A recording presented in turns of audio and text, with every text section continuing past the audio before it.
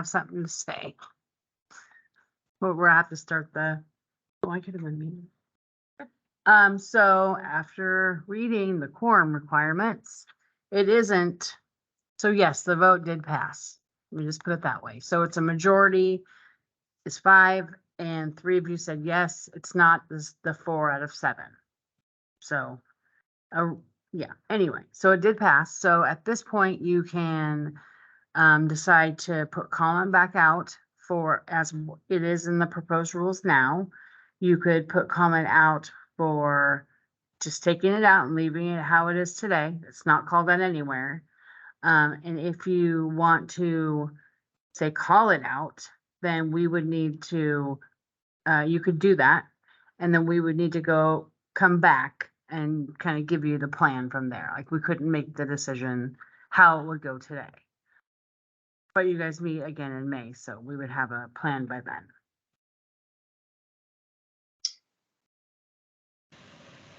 Can you say that again, Sammy? I didn't totally understand that. So if you want to leave it if you want to do public comment and extend it out, let's say 20 days on how it's written in the proposed rule now, where it calls it out in consult, great. If you want to do public comment for another 20 days, take it out of consult and leave it where it is today in the rule, which is under abnormal fetal surveillance thank you, testing, but not called out. Great, 20 extra days. If you want to call it out special and transfer, then Heather and I need to talk and consult. You can say we want to do that, and then we'll tell you how we can move forward. Does it fall in the current rulemaking and you can just do the extra comment, or does it need to be a new rulemaking? And that all that goes. Is that clear? Clear as mud? I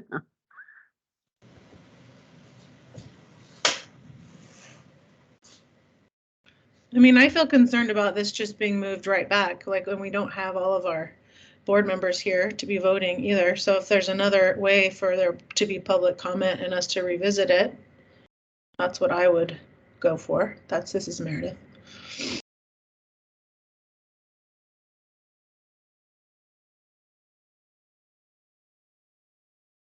Yeah, so it sounds like our public comment options are leave it as indication to consult and ask for more public comment, or just take it out entirely and have more public comment.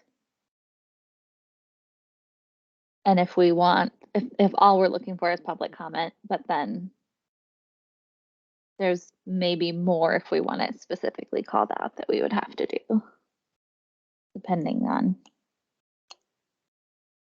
how it's decided. Meredith Nance is out of birth. I forgot to tell you that. She was going to attend, but she's out of birth. Okay, thanks. So just to clarify, this is Heather. So with the way that with the current vote is that the board wants it to be called out specifically under the indication to transfer. Okay, so if you do nothing more at this meeting in relation to that, Sammy and I will consult. We'll figure out whether it's covered under the current rulemaking notice and whether that goes into effect.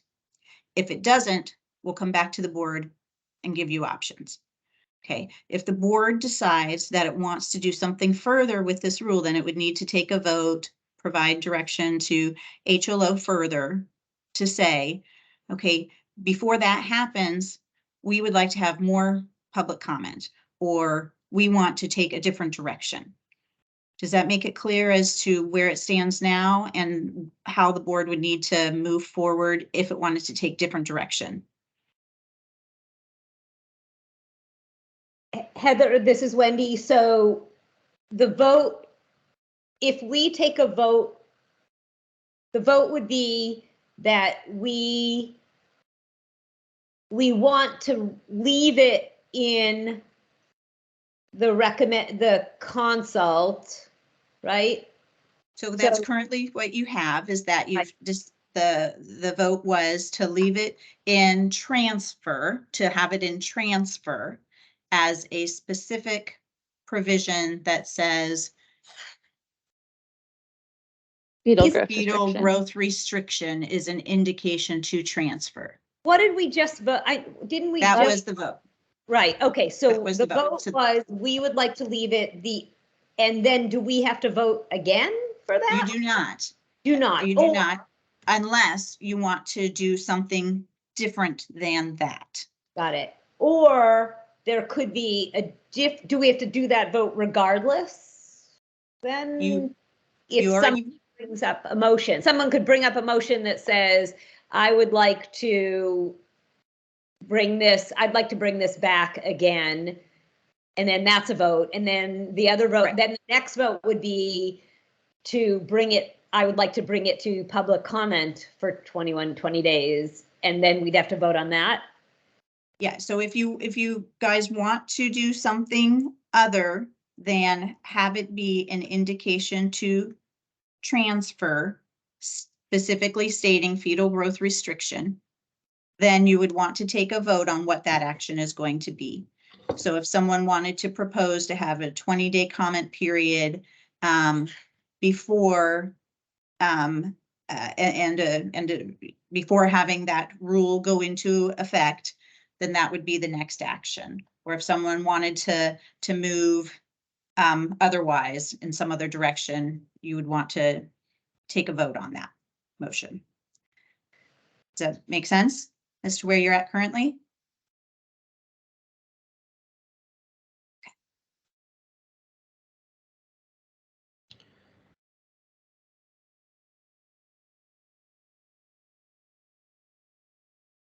I'm not sure exactly how to say it. Maybe Kelsey can help. I'm just really wanting either more public comment or a chance for us to revisit this when more of the board members are here, or to talk about other language that might be, acknowledging of different racial, the things that we've talked about already. Issues of access and a 15% inaccuracy of ultrasound. I often did add happening. all of that into the notice, Yeah, so people were made aware of all those disparities. Just in so the public comment, that already happened. in the Or- notice that I write, that was all in there under the racial equity statement. So that's the notice that you would write for, I already wrote it. It already went to everybody.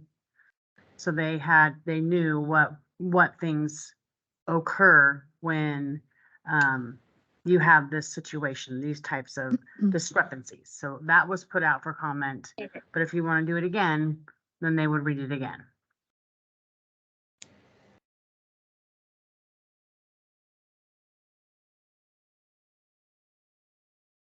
yeah, I guess that's what I'm suggesting. I just feel really unsatisfied with, there seems like there's a lot more nuance than what we're allowing for.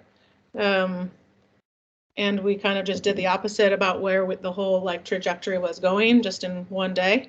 And that sort of nebulous in my mind right now, but it seems like we need to account for that nuance a bit better.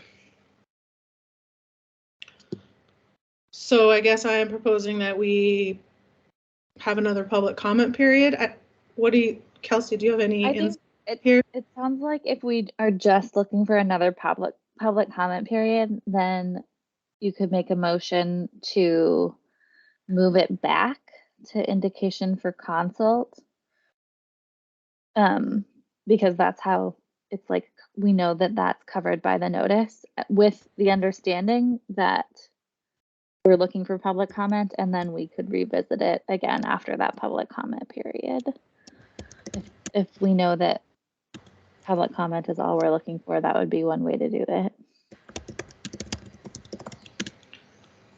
So make a motion to put it back from where we just took it? Yeah. I wonder if we can get Meredith Mance on to vote also.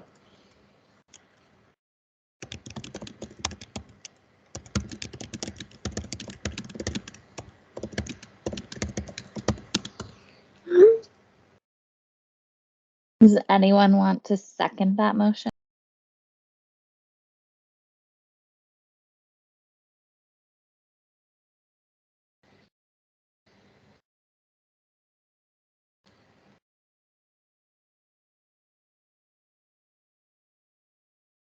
This is Lynette, and to be honest, I'm so confused. I have no idea what's going on. So Wendy proposed that we move fetal growth restriction from indication to consult to indication to transfer. And that guess- motion, Stopping there, that's where I'm confused, because in the current rules, it's under indication for transfer. The currently approved rules that we are currently living by. So we had made a proposal to move it to consult and just separate it out based on a RAC recommendation.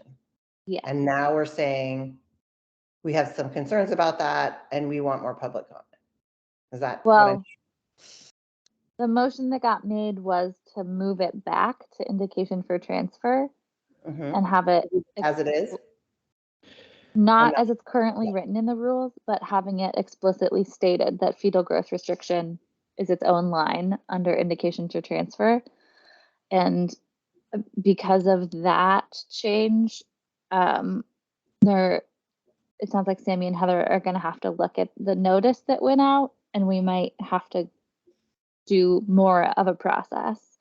So if we want to just put it back to public comment and then discuss it again, we have to change it again, because we might have to we don't have to change it again, but there might be more to it than just public comment with the way that we currently have it drafted.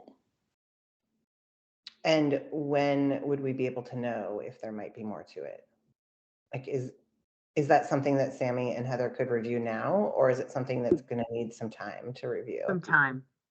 It would need some time, and then Bob would need to approve moving forward, because we have many other boards that need to do rulemaking, and so it would need a lot of consideration. Hopefully we could bring it back in May. So I think that's if we moved it back to consult, since that's clearly covered in the notice, then we could just have another public comment period.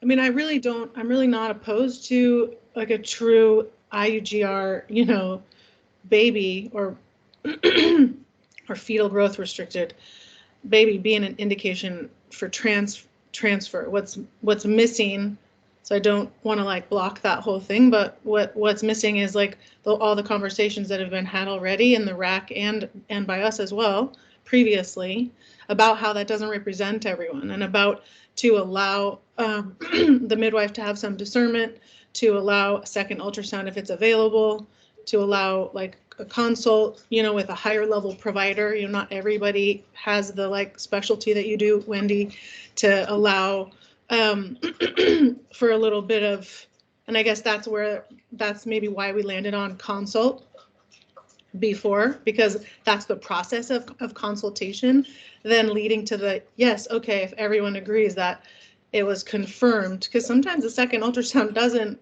corroborate, the diagnosis.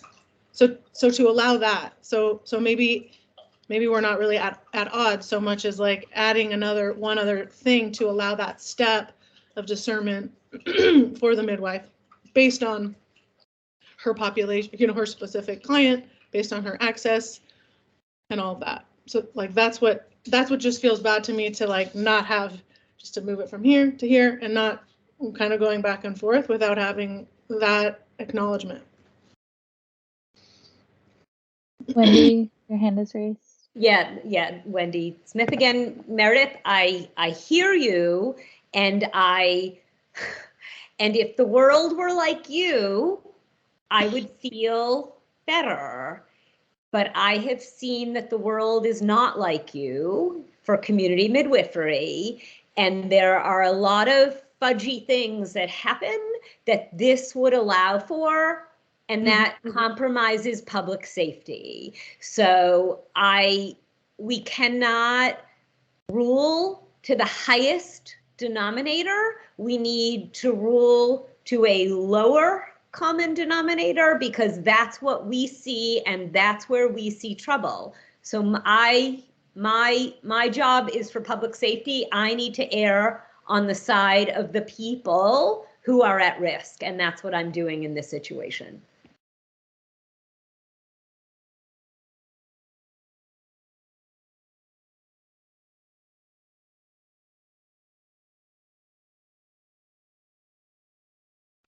Sorry, I know I'm taking up a lot of time on this, but I just, I'm hoping there's a way for us to bridge the two.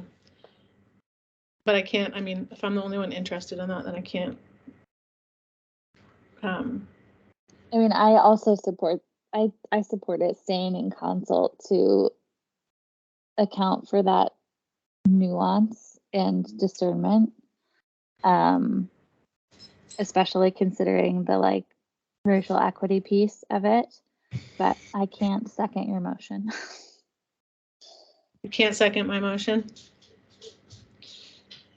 No, This as is- chair, I can't And make I- a second motion. Can you clarify what you mean by a racial equity piece in this case? I mean, there, you know. Well, because this particular issue disproportionately impacts people of color. Does it?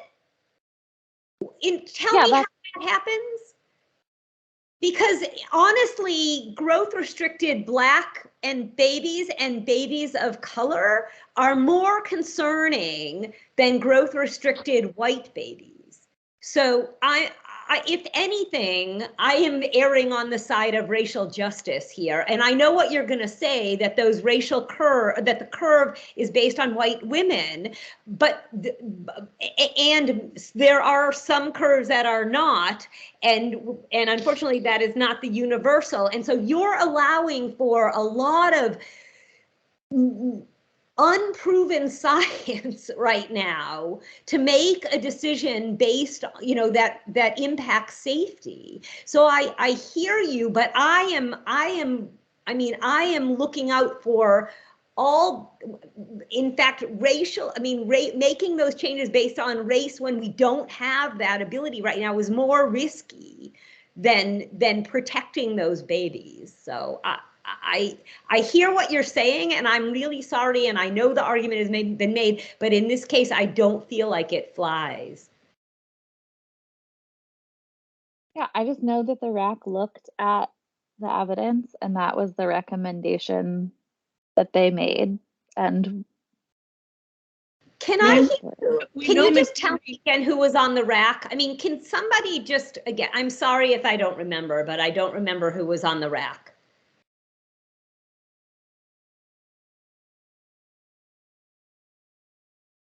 Because we're basing a lot on what they had to say, and I don't remember who they are.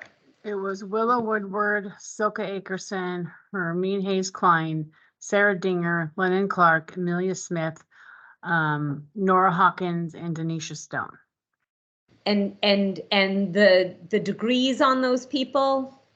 Most of them are LDMs, and then Denisha works for Oregon Health Authority. Was there any doctor on that RAC? Well, I can't, I can only put it out and hopefully people reply. I understand, So- but I'm not blaming you, Sammy. No, I know, I just don't know how to. I'm trying to make the point here that who was on that RAC had a very different focus than the focus of patient safety that I'm coming from. And I think to Wendy's point, had somebody who specializes in high-risk pregnancies, like a perinatologist, been on there, it would have had a different recommendation. Because I think you can't, although there can be errors in third trimester, I just think you don't have the luxury of just like saying, assuming that this baby's truly growth restricted and this baby is not. I think you have to err on protecting the baby to make sure that they're going to be okay and move towards transfer and more monitoring and often induction for those kids. I mean, I don't think anybody's disagreeing with that as like when there's a true diagnosis. I think that, you know, to the like racial disparities issue also, I mean, we do know that like midwifery care really improves outcomes for I mean, women that are otherwise having less great, you know, I mean, BIPOC folks. But I think Low risk pregnant, pregnancy. like Right, the but so true, what I we're think doing the is for- true diagnosis of growth restriction, like there are parameters of what diagnoses growth restriction. And so any diagnosis of growth restriction by definition is a true diagnosis of growth. Like there's parameters of what constitutes growth restriction, and we don't call it growth restriction if it's not. And yes, there are constitutional small babies, but I think Meredith is saying that some ultrasounds are better than other ultrasounds, right? And I hear you. I totally hear you. However, and you're saying that some people in rural areas don't have access to better ultrasounds. But again, Meredith, and I feel awful about that. I really do. But if you can't get that client to a good ultrasound, how do you want to err? Do you want to err of putting that baby at risk because you question the diagnosis, or do you want to err on the safety side because you don't have any other alternative? Believe me, I understand what you're saying, but let's err on the side of safety.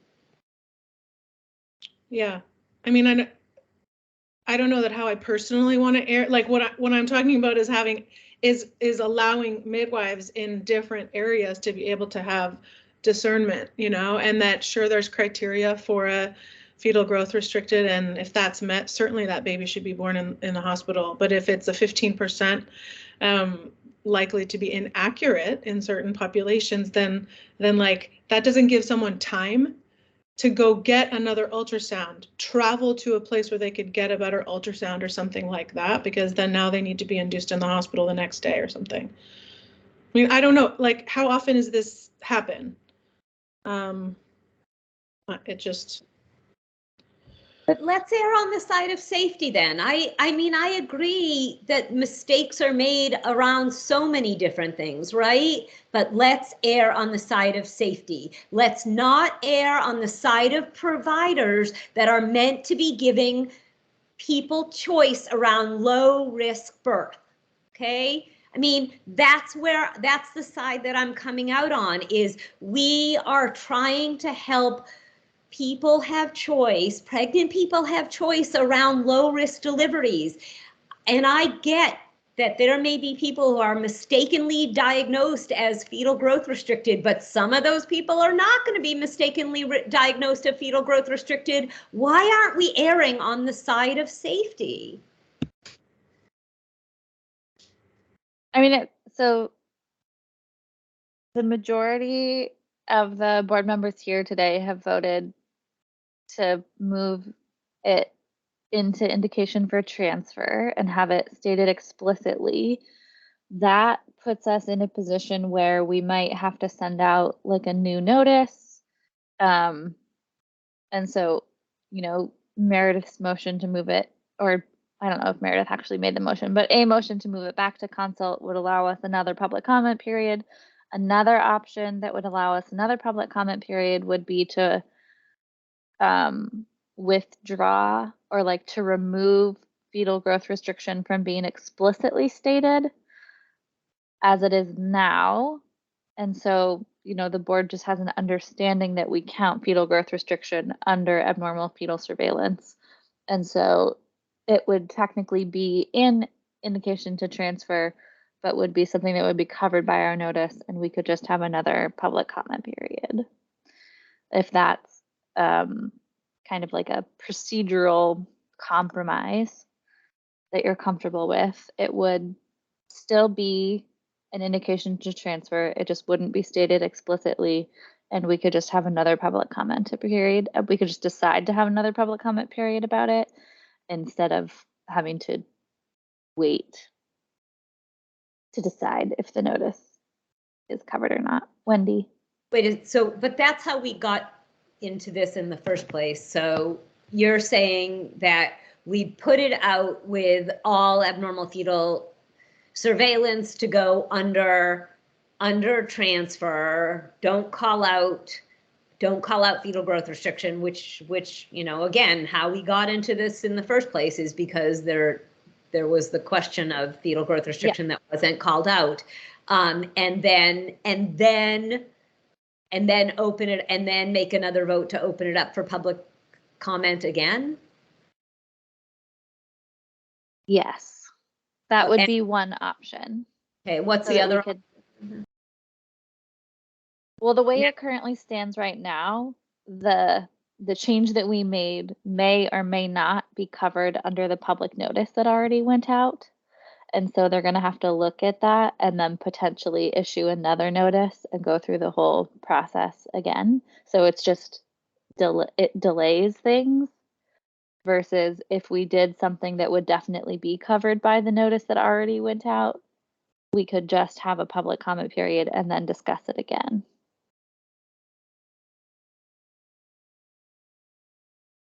Which, like, we don't have to, we can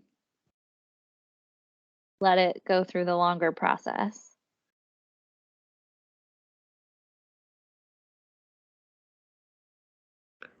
Thanks, Kelsey. And just to clarify, this is Heather. It's only the longer process if it's not covered by the notice, and then we would bring it back to you to decide what you guys want to do. In that scenario, it would still be as the indication to transfer, just not called out specifically. It would still be under the abnormal fetal surveillance testing, so it's still an indication of transfer. So the only length in the process, if it's there, is if it's not covered under the rulemaking notice, which we would then bring back options for you. Otherwise, it would go into effect and not be delayed. So just wanted to clarify so that everyone knew what that looked like. Let me know if you have questions about that.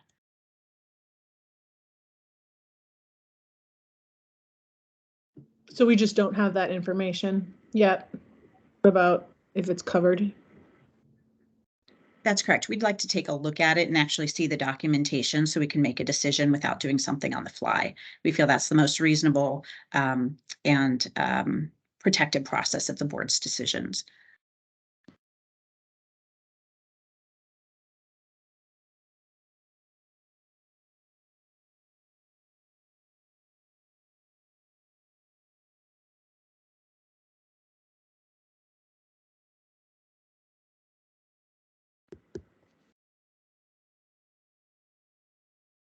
I mean, I'm kind of confused at this point too about, I mean, not confused about my opinion, but about what would be the proper motion to make or anything like that.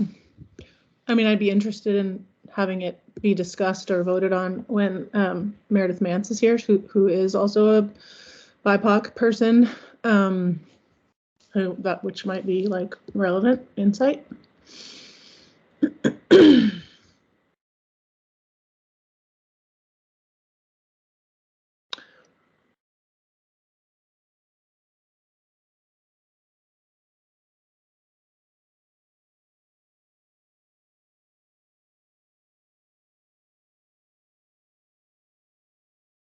I do think that I want another public comment period with a change that's this substantial from the proposed draft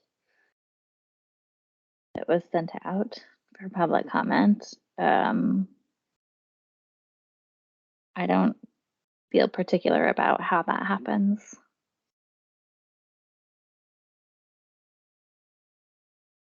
So it's just if we want to make a change so that we know that could happen, or we want to wait and see.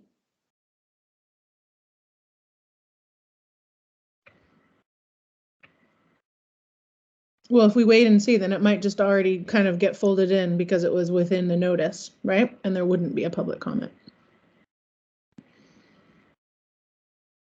Is that correct? Maybe Heather can clarify because I thought that we would still have an opportunity to. Thanks. So if the board does nothing further on this particular rule today, then there would be no public comment period, and it would either go into effect if it's covered by the rulemaking notice, And if it's not covered by the rulemaking notice, then we would, then it defaults back to the current rule, which is abnormal fetal surveillance testing. And we would let the board know so that the board could then make decisions as to whether it wants to call it out as a specific subdivision within indication to transfer or indication to consult as the fetal growth restriction. So that would be the next step. But if nothing is done today, it either goes into effect or it goes back to the current rule, which is that fetal growth restriction is part of abnormal surveillance testing. If the board does something further today, makes a different vote, a different motion, then the board could decide that it wants to delay implementation of what it just voted on and hold another public comment period. So it could vote to delay the implementation, hold a public comment period, or provide further direction in a vote that would change the vote that it already made. Does that make sense? So just to clarify, we could just have a vote to delay implementation and then have another public comment period, or we'd have to make another change first. No, I think you can just vote to delay and not have it go into effect when it's currently slated to go into effect. And then you would vote to delay, vote to hold another public comment period, vote to have it go to the RAC, vote to do whatever you would like to do, gather more research or have other people come and talk to the board, however you want that to happen within what's allowed under public comment. So you'd have to open it up to public comment to everyone for a particular period of time if you want to do that, if you want to gather more opinions. Does that make sense? Yes. And then Sammy, do you have any comments on how on that? I just want to make sure I'm touching base with you since you're so deeply very involved in this. No, I don't have any comments. I'll just wait to see if the vote changes. Meredith Manson is trying to call in. So maybe we could retake the vote. That's what I would suggest if she does, or do the postpone thing. She's not showing up as somebody waiting in the lobby. She said, I can't get it to log me in on the phone. I'll try again in a minute. The other question I have about this is that we have only voted on this specific part of the rules. Are we able to vote on the peer review and TXA part separately and have those go into effect May 1st as planned? Yes. Okay.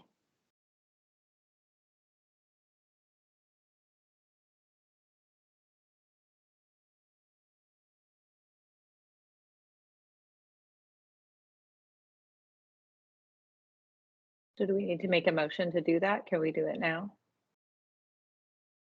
Or do we have, Yes. are we waiting to do this growth restriction first and settle this? We could switch gears to vote on the other things. Just to see, get those. I don't know. I mean, whatever. There was some discussion about whether we wanted to remove Oregon specifically from the peer review as per the public comment. So you just want to make it clear in a motion if you're making that change. Which it sounded like there was support for. This is Lynette, and I would move to remove the word Oregon from the peer review statement. This is Christine, I second. Oh, sorry. Go ahead, Kelsey. Oh, I just, are you otherwise moving to adopt the changes to peer review with the edit of removing Oregon? Yes, that's correct. I would propose to remove the word Oregon and otherwise approve the rule as recommended. So that This motion is was Christine, I second. motion made and seconded. I will call for a vote. Kelsey Fisher, aye. Meredith Klein, Aye. Wendy Smith, Aye. Christine Morales, Aye. Lynette Pettibone, Aye. Meredith here yet? Motion passes. We move to adopt the proposed peer review rules with the edit of removing Oregon.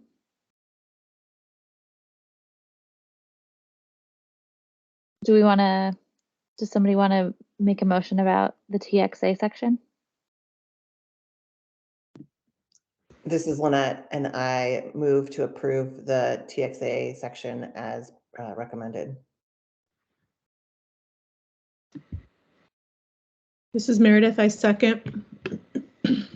Motion has been made and seconded. I'll call for a vote to approve the proposed draft of the TXA section. Kelsey Fisher, aye. Meredith Klein, Aye. Wendy Smith, Aye. Christine Morales, Aye. Lynette Pettibone, Aye. Meredith. Nance, are you here yet? She said she keeps getting an invalid conference ID, so she's gonna try to get on her computer. Okay.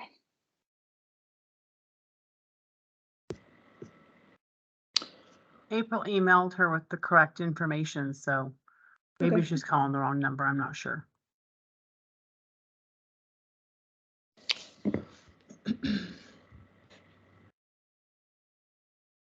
Well, can we keep going with the agenda so that this doesn't, so I'm, not holding it up anymore, and then if she gets on, then we can go back. I think to do Or- that, we would have to, I guess, is the policy Do we have stuff like in- public comment period? I think that's on the, or Well, not public, we- yeah. If we're going through different, we would have to like move to amend the agenda, I think, to like re-add the items for board action.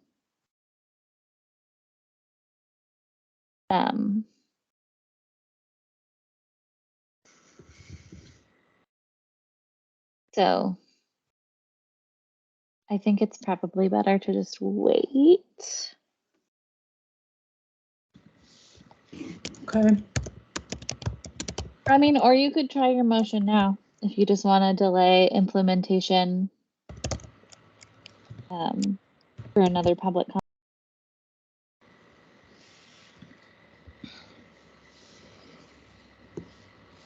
And then if she logs on right after that, then we have to make another motion, or we're just If leave it- it. I mean, there could be another motion if it doesn't pass. But if it doesn't pass, unless somebody changes their mind, oh, it couldn't pass because it would be 3-3. Well, what happens to us if we are 3-3 on a vote? Then it would not pass. It would be a tie. So I thought we voted already. I understand you're trying to get Meredith Manson, but the truth of the matter is we voted and it passed. So can correct. we please move on? Well, the current vote is about, or the idea is to propose that we pause implementation of this change to allow for another public comment period. And also, it seems like it would be nice to have all of the community midwives on the board present and voting when that decision is made. Well, she's not here. Okay, well, so I would just propose that we postpone it and have another public comment period to allow for more public comment, and then perhaps another vote where everybody is present.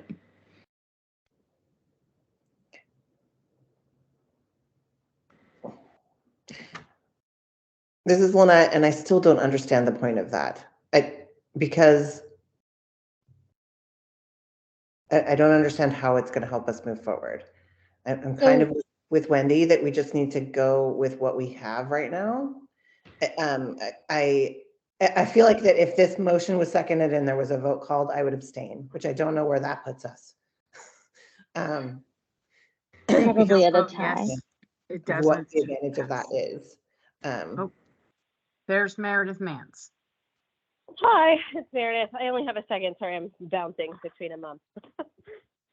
Hi, Meredith. So we, there was a proposal to move fetal growth restriction from indication to consult to indication to transfer, and that passed. And that's a potentially significant change to the rules from the draft that was sent out. And so there's currently a motion was made to postpone implementation of that change to allow for another public comment period. And so we could either do that or we could make a motion to re-vote. yeah, somebody could make a motion to move fetal growth restriction back to indication for consult instead of indication for transfer. But unless somebody changed their mind, it would probably fail because a tie is a fail.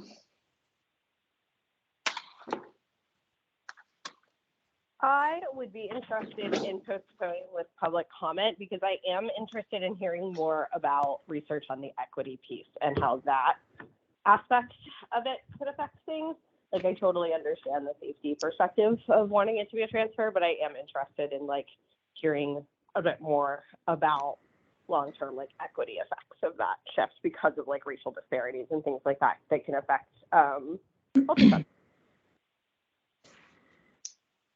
So then so that was the, so Meredith made a motion to delay implementation and allow for another public comment period. Do you second that? I second that. A motion has been made and seconded. I will call for a vote. Kelsey Fisher, aye. Meredith Klein, Aye. Wendy Smith, No. Christine Morales, No. Lynette Pettibone, No. Meredith Mance. Aye. So the motion fails because it was a Fails. tie. Has to be a majority of 5. Now of 6, so it had to be 4. So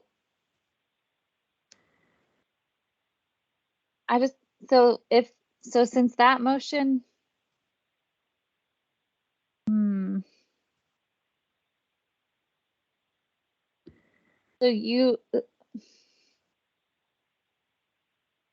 I guess I'm uncertain why can someone explain why they don't even want this to go back to public comment?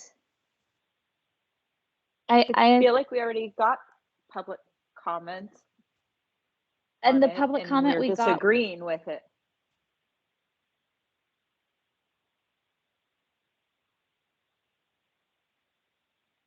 I don't have a problem with it going back to public comment, but that's not what that's not, we're going to have to go back to public comment anyway, is my understanding. If we choose to completely revise the rule, no, and our notice didn't cover it, then we're going to have to go back to public comment anyway. But if the notice did cover it, the change just goes into effect. Well, and I'm okay with that because that's how I voted. So I think that part of me is like, what I really want this to do is go back to a different rack that has more diversity on it in terms of provider type. I want a rack with a CNM who works in the hospital setting and a physician who works in the hospital setting, and some LDMs. I will say that I want that too.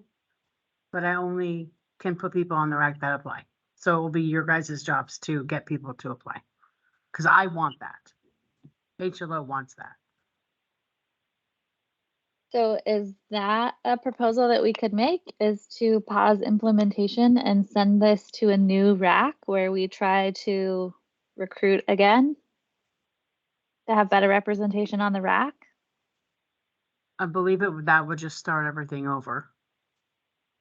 And then we would need to pause, figure everything out, and then come back to you in May. And then in the meantime, the rule would still be in transfer, which is where it has been, right? I'm just thinking about people that voted that way, then it's still not delayed, like the rule's still where it was. The whole It'll thing just that, be where it is now. Yeah. It'll just sit in abnormal fetal surveillance, not called out.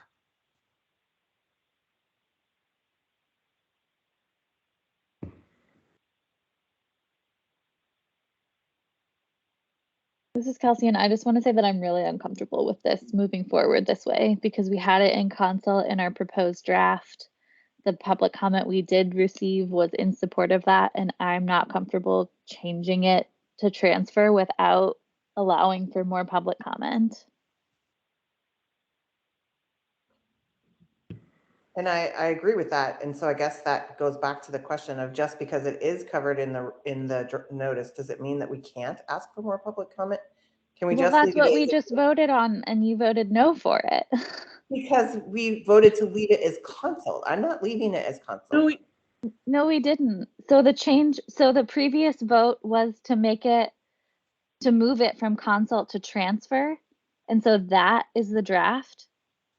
And Meredith just made a motion to pause the implementation and allow for public comment. That was what the, Well, then my vote is abstain because I totally don't understand, because that's not how I don't understand what's happening. I'm very Okay. confused. Which either way, it So- doesn't pass. So I don't see. it would pass if you voted yes. Like if I'm not your gonna vote, yes, because I don't understand it enough to feel like I feel comfortable voting yes. I agree with Christine and Wendy that this should be in transfer. I agree that there is some concern about, I hear the concerns about racial equity and the concern that the curves are not created equal. I believe that number of people that would be affected by that is very small. And I believe that there is room, like you can provide co-care while you're trying to assess if this is true fetal growth restriction or not. But the number is not, like, it's a small, the percentage of, the number of the size of the baby is small. It's very small. It's not kind of small, right? So the line for fetal growth restriction is a pretty clear line, like they were saying, and it's a low number.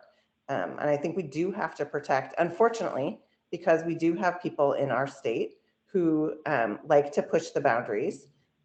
We do have to create boundaries. That has been the charge of this board.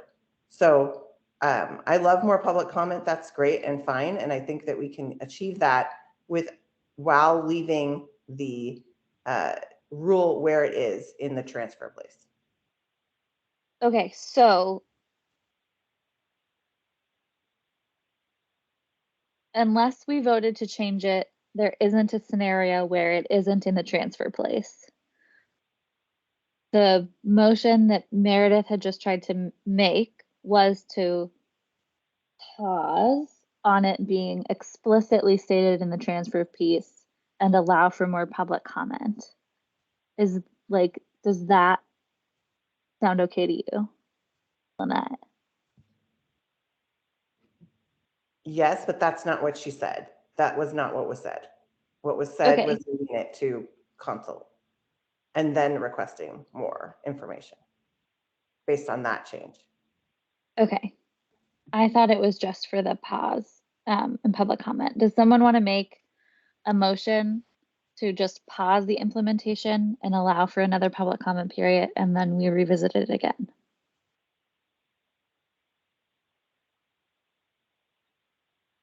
Did we lose Meredith Klein?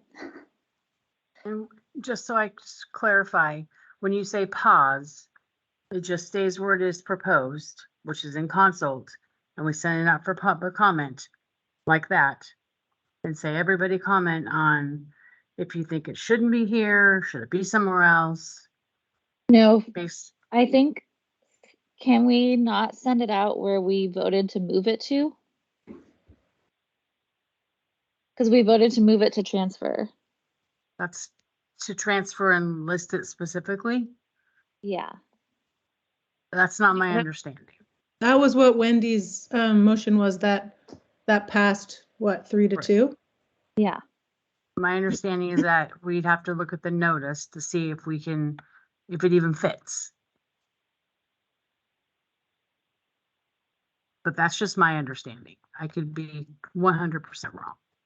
But would it not, do we not have the authority to pause the implementation of that section regardless of if it fits or not to get more public comment? Yeah, that's what I'm asking. Does pause mean putting out for public comment as it's proposed today? Which is in Yes. consult. Oh, That's what I'm asking. So you'd still be, so Sammy, if they are just going to pause implementation, we're still under the prior rulemaking notice. But I And don't know what so pause we means don't, exactly. right. It's getting very, I don't know what that means if we're pausing, and what are we putting out for comment? What it is in the proposed rule now, what it is in the current rule now? Or Right. can we do listing it as transfer, specifically in transfer?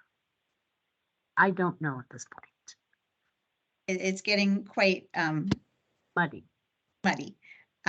So if they vote to say we're gonna delay implementation of the rule specifically stating as a separate subsection that fetal growth restriction is an indication to transfer, then we still be under the same rulemaking notice.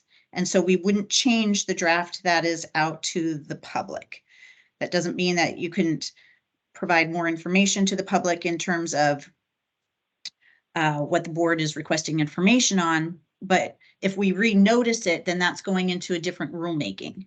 Right. And so that would be a different draft of the rule. And so this is where it's starting to get really muddy. And So we're my getting a lot understanding of is stuff going halting. on. Hmm? Halting means we put it out for comment with what it looks like in the proposed rule today. And Right. if you want to provide me information to write in a letter or a memo explaining what happened in this meeting, I could do that. I think that's correct. So, But So the we halt again, if, means, depending on what votes happen, but that's where I think what I'm hearing now. So, okay, So I couldn't make a motion to just ask for public comment period and delay what we just voted on today, which was moving it back to transfer. Moving it to transfer, since that was opposite of the direction we were going, I thought that was what we were gonna, that's what I would want to pause and just let people make comment on that. So you're saying we can't do that? so 'Cause that that's would not- be that if we want to stay with the same rulemaking and we're just delaying the implementation of the time, then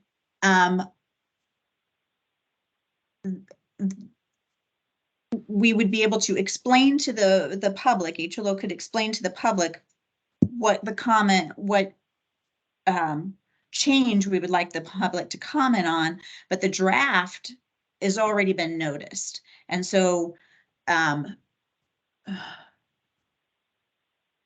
we could amend the notice and then include the current rule.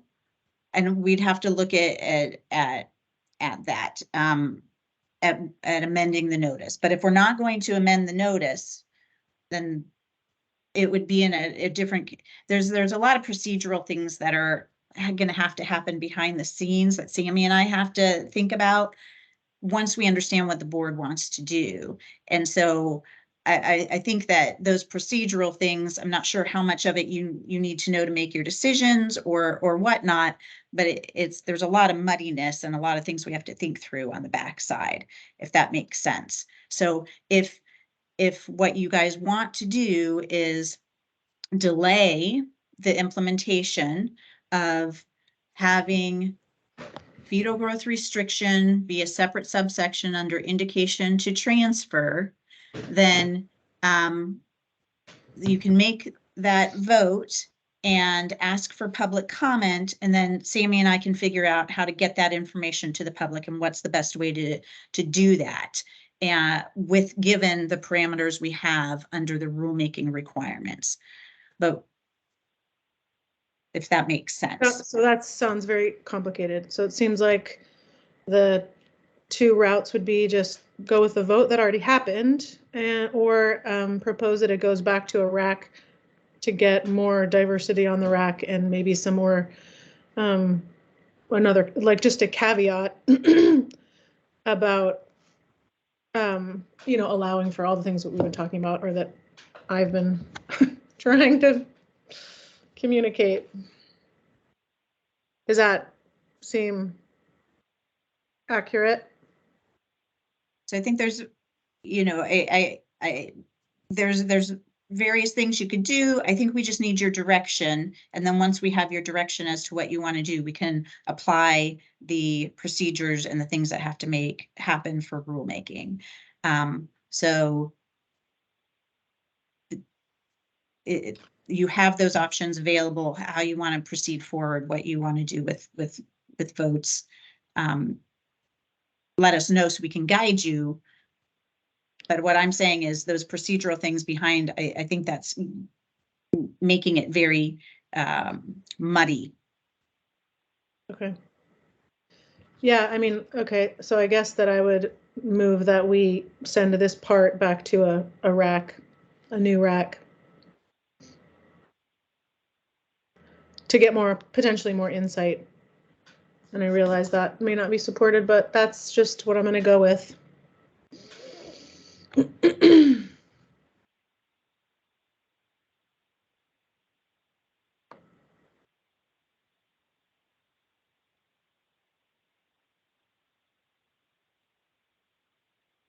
So if nobody seconds it, then it just dies and we move on. I second that. I do have to go to get back to this patient. So sorry, guys, but I second that if you guys want to vote. Motion has been made and seconded. I'll call for a vote. Kelsey Fisher, aye. Meredith Klein, Aye. Wendy Smith, No. Christine Morales, No. Lynette Pettibone, Aye. Meredith Mance. Aye. Motion passes. So, when you meet in May, I'll come back with a new rule schedule. And I'm not going to guarantee it's going to be really, really soon. But we'll get it on the docket for probably the end of the year. So people will just be living with the way it is now in the rule. So, but I'll have a plan. Which is under abnormal fetal surveillance, is that right? Yes. Okay. And so you'll recruit for a new RAC then? I'll bring you a schedule that I'm thinking would be towards the end of the year. And once you review the schedule and tell me who you want on the committee, I'd probably wait till later in the year to have you do that. But yes, there would be a new RAC recruited for. That'd be part of the process. And it's a Zoom rack, is that correct? Correct. I mean, we can require them be here. Can you send out the requirements for the rack too? I mean, To who? I send it to all the hospitals. just so I know what the requirements for the rack are. Yeah, I mean, you'll be presented it and then everyone will get the interest form. Yeah. And a cover letter.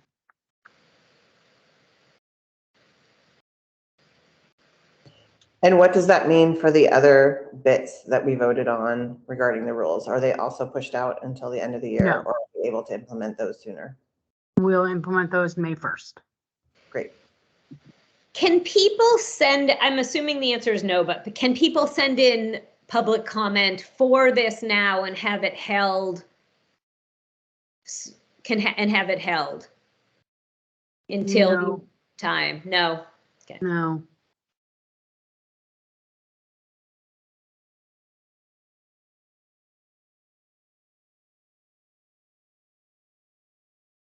I mean, anybody could come and make a public comment in a meeting, you know, about how they feel. It doesn't have to be, it could be about anything. So you have public comment in a meeting, you have public comment during the rule making period. So, I mean, you could definitely get it on the record.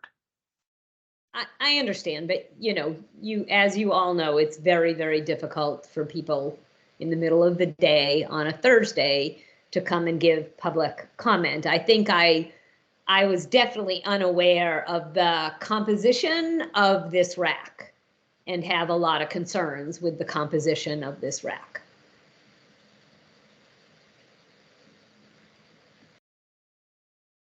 I mean, if you guys say you must have these things, I can try, and then I can just keep putting notice out until I get them.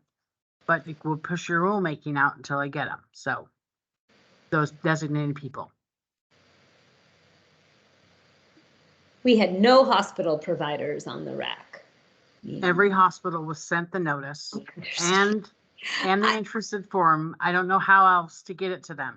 I understand, but I think it is really important that we all understand the composition of that rack. And you guys suggested certain people, and those people didn't apply. But if you tell me it must be those people, then I can wait until I get the application. That's fine. But I only had 6 people apply, and 6 people got on the rack.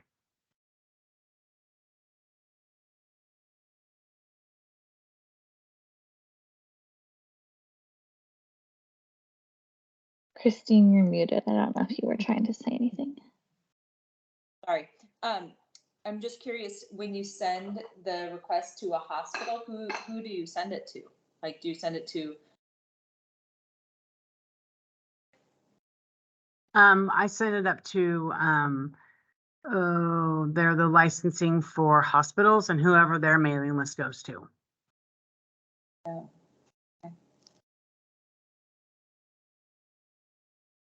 I mean, I suppose we could do the legwork and send it to labor and delivery of every hospital.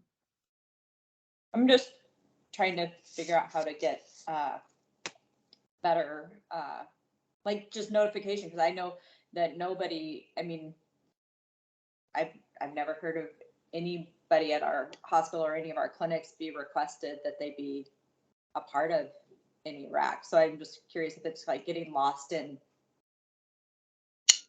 someplace. It's absolutely getting lost. Can I 100%. Wendy, go Can I ahead. make one? Yeah, I do. So, all right. I think the reality is if we try to get another rack together, there's going to be a ton of time, a ton of, a lot more expense, and I mean, and I'm not clear that we're going to get different representation. So I'm wondering if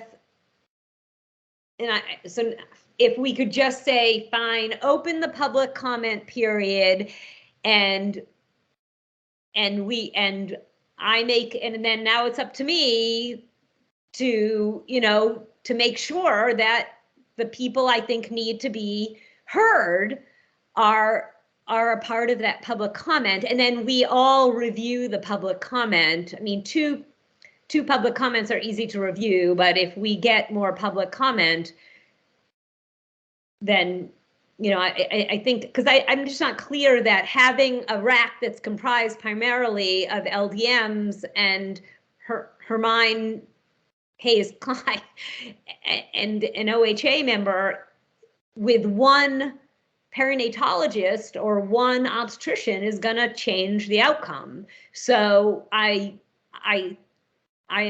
may just have better luck if we say, fine, we're opening public comment again, and I will make the push that I feel is necessary to get the right people to have a voice.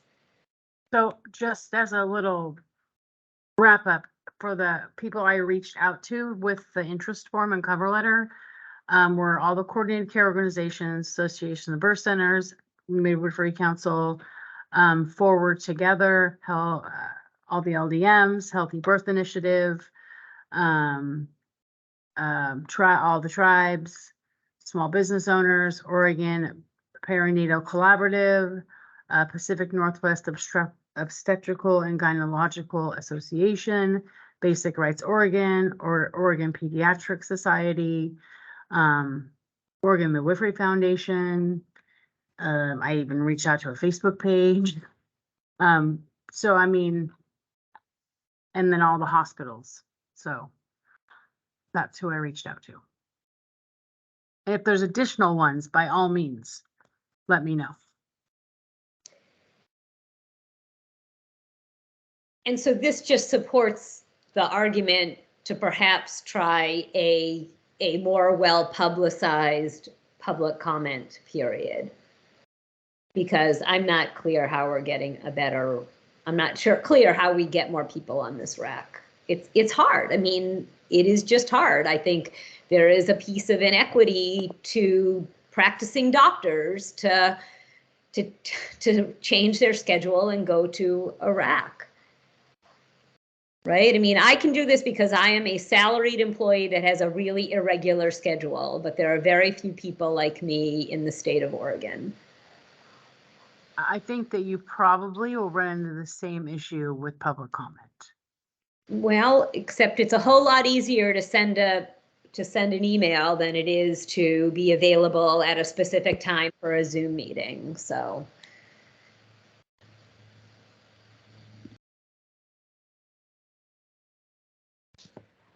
So that's what I had suggested first, and then that didn't go very well. So then we did the other one. So do you want to Well, it didn't go well because it failed. I mean, so it went well in my opinion.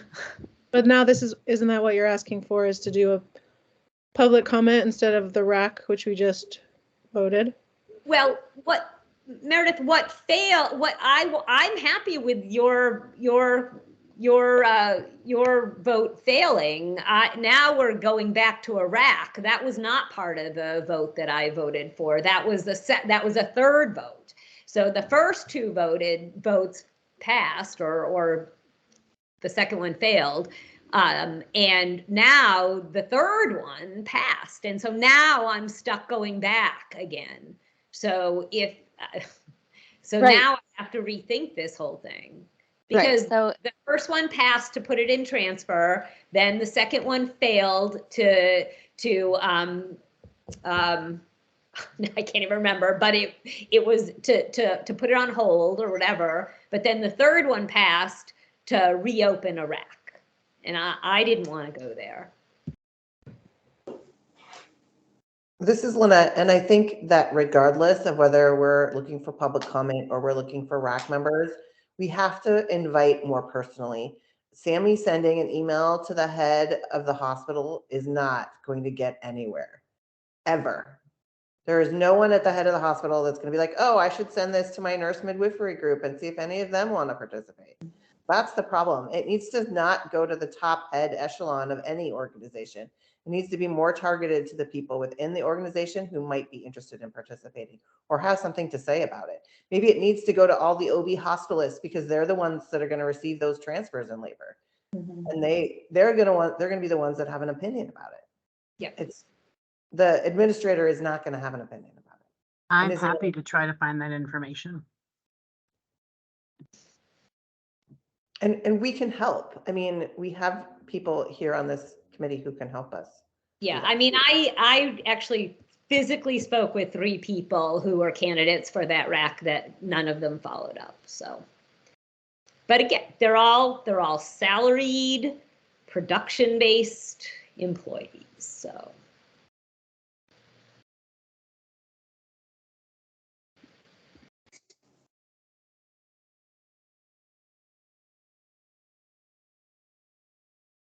So the vote now is to have a rec.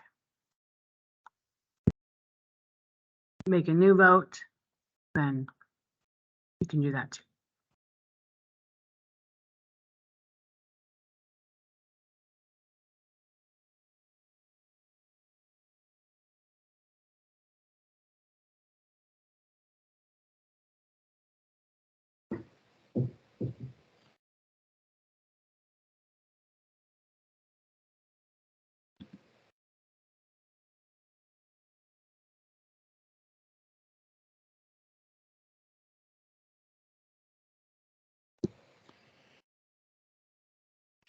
I know it's going to take more time, and I'm not usually one like pushing for things to take longer. So I'm sorry for that, but it does feel important. Like I'm not opposed to it being in a transfer actually, but to have a little more nuance, and maybe we'll get that from a more diverse rack. Hopefully we will get that. Some insight about how to rework it. So unless people have other proposals, it's gonna go back to a new rulemaking or like a new rack to be formed and go through probably another year.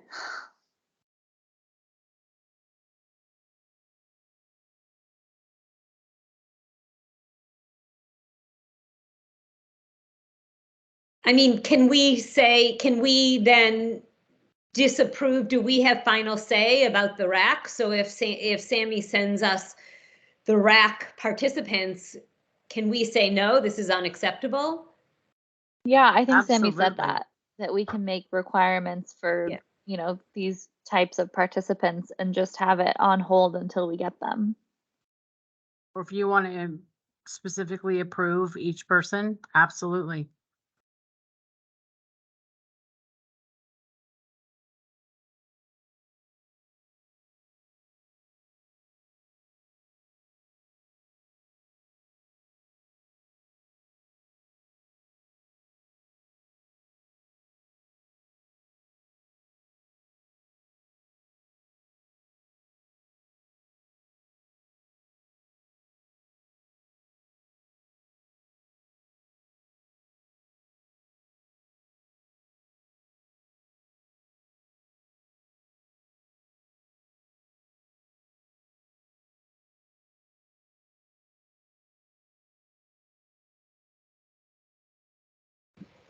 No more discussion or proposals. Are we ready to just move on and leave it as it is, going through another rack? Another rulemaking process?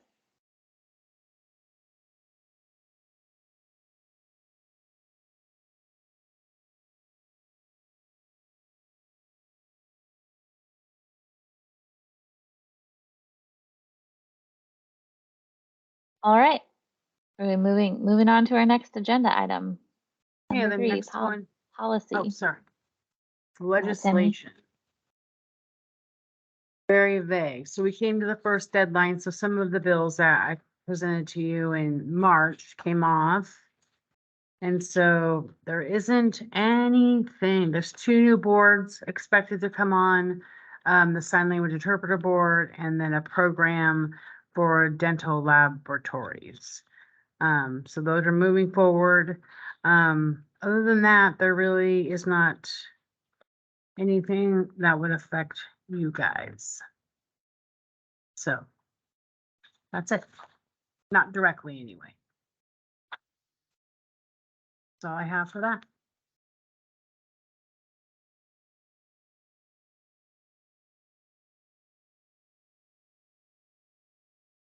Does anyone have a question about any of the legislative stuff? No? Then we will move into the public and interested parties feedback section. Next item on our agenda. So at this time, the Board of Direct and Trade Midwifery will hear public interested parties feedback Members of the public, please wait until you have been recognized. Once recognized, please state your name and affiliation for the board.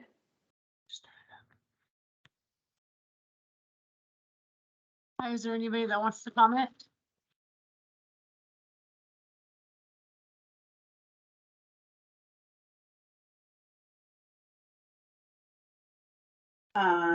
This is Emily Smith, and Soka Akerson had registered a comment that she had to leave for another meeting, and so I was gonna take her place, if that's all right.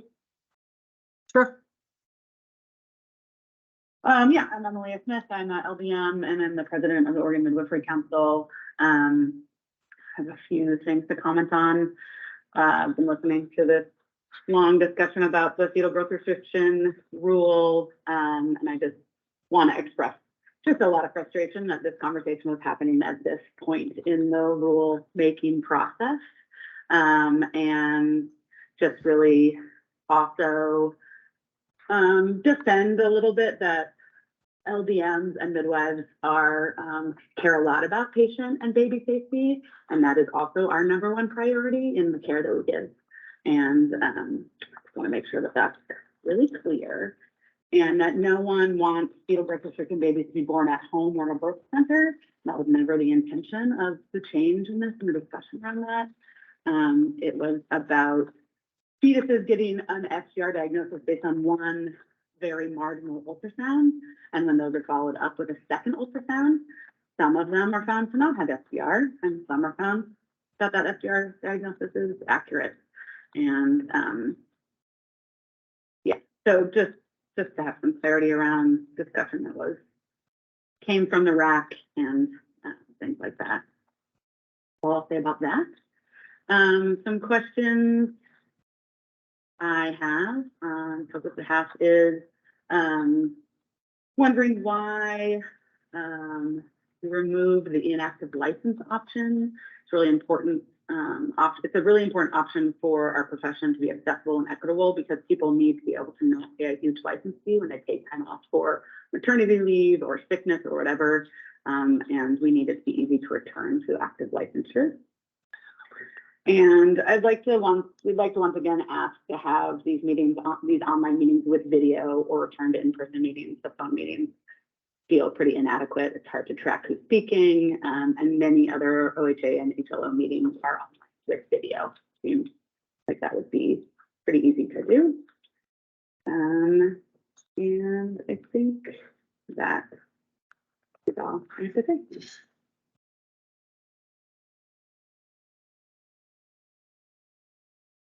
Thanks. We are ready to actually start using breakout rooms. It's been tested. We're just waiting on some language from OHA Public Affairs. And as soon as we get that, we'll send the notice out to everybody how to get on and all of that. So we expect it. They're working on it now. So a couple weeks. So it should be ready by your May meeting.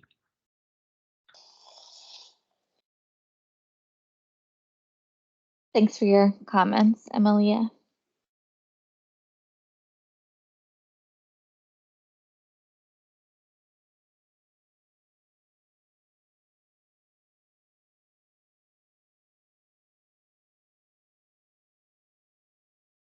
Is there anybody else that wants to comment? Doesn't look like there's anyone else on the phone.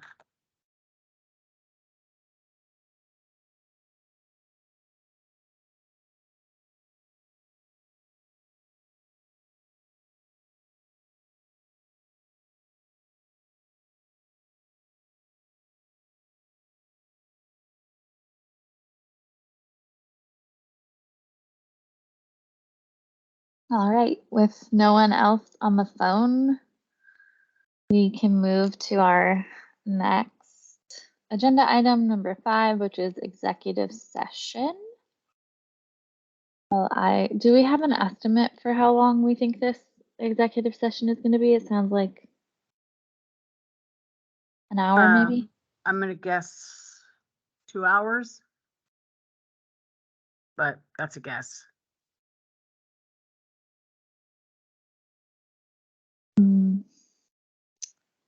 So if the guess is too long, then we have to wait, right, to come back into public session, but if the guest is too short, then the public is just waiting for us. That's correct. Okay, I think I'm just gonna say an hour I like then. The Board of Direct Entry Midwifery will now meet in executive session pursuant to ORS 192.6602F and ORS 676.595 for the purpose of considering information exempt from public disclosure at 10:24 a.m. on April 13th, 2023. Representatives of the news media shall be allowed to attend the executive session by conference call and will be provided further call-in instructions shortly. The public phone line will be muted for the duration of the executive session. Are there any representatives of news media on the public phone line? No. Recognizing there is no news media in attendance, the public phone line will be muted for the duration of the executive session. We will return to open session before taking any final action or making any final decision. It is estimated that the board will return to public session at 11:25 a.m. Please be aware that it is possible the board executive session will last longer than 11:25 a.m. If the public has any question about whether the board is still in executive session, then the public can contact April Fleming at april.fleming@oha.oregon.gov. We are now in executive session.